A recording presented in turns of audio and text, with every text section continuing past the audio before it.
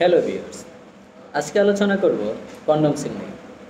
Recently supreme court কর্তৃক একটা rule জারি হয়েছে যে যারা এখনো পর্যন্ত মামলা সাজাপ্রাপ্ত আসামি না তাদেরকে কন্ডোমসিলে রাখা যাবে না। নির্জার কারাবাসটা মূলত কী? কন্ডোমসিলটা মূলত কী? এটা হচ্ছে এমন একটা ঘর যেখানে অন্ধকার, ছোট একটা ঘর যেখানে আসামিদেরকে বন্দি করে রাখা হয়। তো এটা হচ্ছে যারা সাজাপ্রাপ্ত কোনো মার্ডার কেসের বা কোনো মামলা যেটা জাজমেন্ট হয়ে গেছে এবং ওই অপরাধী ব্যক্তিকে সাজা দিয়ে দেওয়া হয়েছে, তখন ওই ব্যক্তিকে গ্রেপ্তার করে ওখানে রাখা যায় যদি ওই জাজমেন্টে তা থাকে।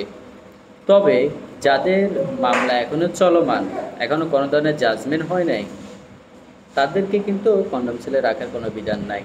তো বাংলাদেশে অনেকগুলা জেলখানায় বা ওখানে যাদের এখনও মামলা চলমান তাদেরকেও এভাবে বন্দি করে রাখা হয়েছে। তা স্পষ্ট আইনের লঙ্ঘন, যার জন্য সুপ্রিম কোর্ট কর্তৃক নতুন রুল জারি হয়েছে এবং বলা হয়েছে যে তাদেরকে অতি দ্রুত যাতে কন্ডোম সেল থেকে নিয়ে আসা হয়। Thank you for watching this video.